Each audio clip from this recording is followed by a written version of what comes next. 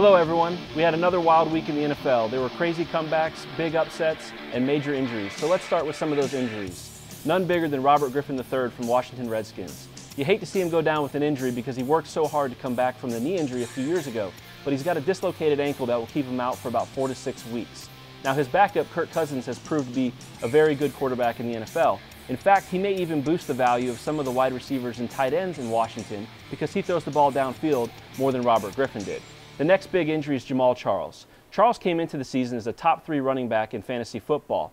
Now he's gone down with an ankle injury, and if you had Charles on your team or you just needed some help at running back, hopefully you were able to pick up Knile Davis.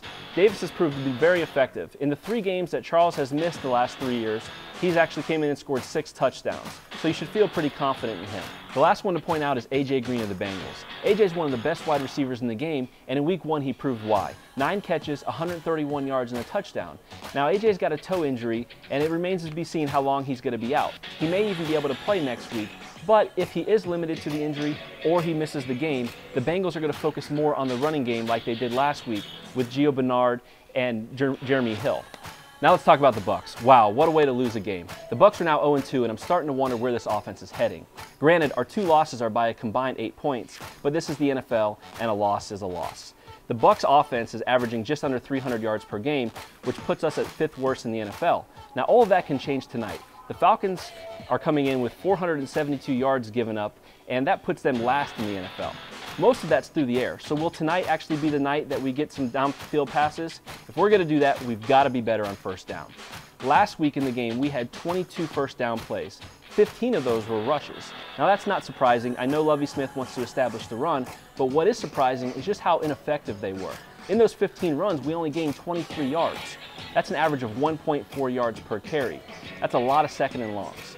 If we're ever going to move the ball downfield, we need to be able to establish a little bit more yards on first down, keep the defenses honest. If we can do that tonight, look for Mike Evans and Vincent Jackson to get on track and hit some big plays downfield.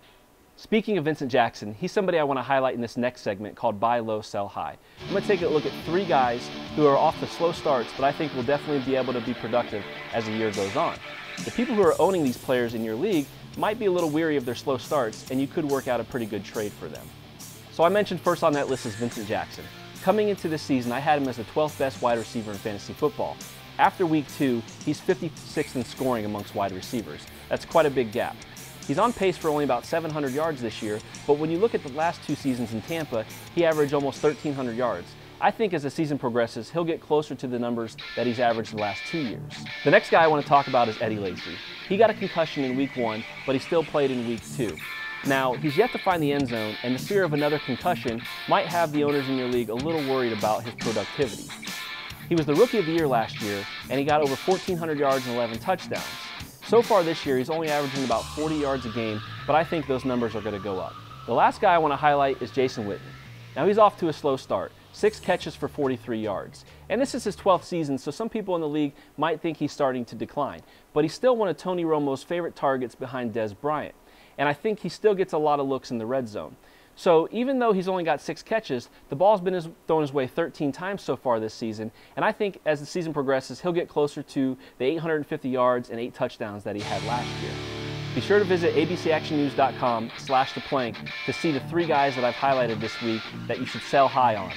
That's all I've got for this week. Thanks for watching. I'm Matt McGuire, and remember, #theplank on Twitter if you have any questions.